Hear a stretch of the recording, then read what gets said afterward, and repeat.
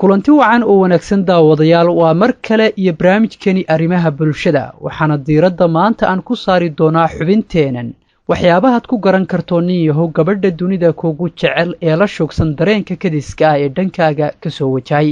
haddaba ha warwarin oo fikir badan ha ku lumin si aad u hesho calaamadaha ku muujinaya doonisteeda inay dhab tahay in kale xidhiidhna ay kula samayn rabto gabadhani si aad u hesho calaamadaha muujinaya arrintaas ila soco ilaa dhammaadka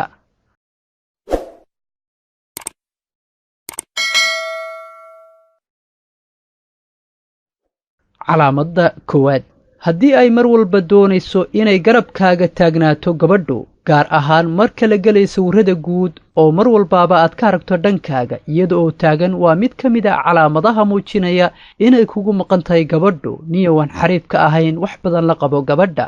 2 haddii ay ku daryeelayso markii aad xanuunsato amaba xilligaad shaqada ku soo daasho ay kula qaybsanayso dhibka iyo rafaadka ku soo maray oo ay garabka ka taabanayso kulana qaybsanayso si ay naxariis ku dareensiinso waa calaamad kale oo ay kugu dareensiinayso dareenka dhabta ah ee ay ku hayso 3 haddii ay kugu raacdo hadal walba oo aad tidhaahdo marnaba aysan ku mucaaradaynin ogsoonow waxay rabtaa in ay dareemahaga soo jiidato waana astaan kale oo muujinaysa kalgacaylka ay ku qabto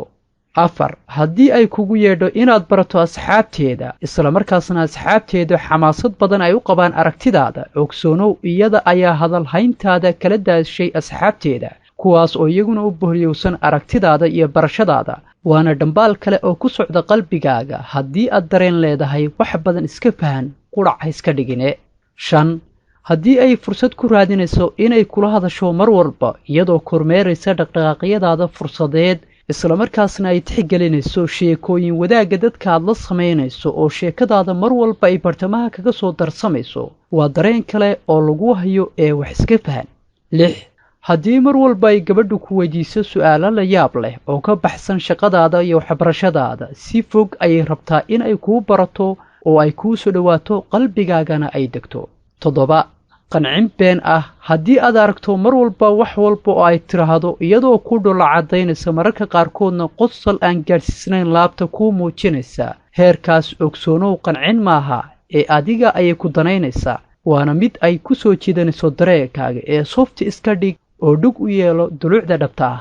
8 haddii fariimo badan ay kuu soo dirto gabadhu kuuguna soo dirto dhanka emailka amaba telefoonka gacanta kuwa ka baxsan shaqadaada iyo jadwalkaaga nololeed ogsoonow dareen dhab ah ayay kuu muujinaysaa oo danayn dhab ah ayaa kugu jirto waxayna rabtaa in kala badh fikradahaaga ay qabsato iyo maskaxdaada haddaba dumarka sida ay dareenka u soo bandhigaan waa uu ka duwan yahay sida raggu ay u soo bandhigaan ficilo iyo dhambaalo ku socda qalbiga ayay adeegsadaan ee wax iska dareen mar kale haddaba haddii aad ku cusubtahay channelkayaga like saar subscribe dheh nagu soo biir isla markaasna muuqaalkan la wadaag asxaabtaada kale intaynu dib ugu kulmayno muuqaalka kale nabadgelyo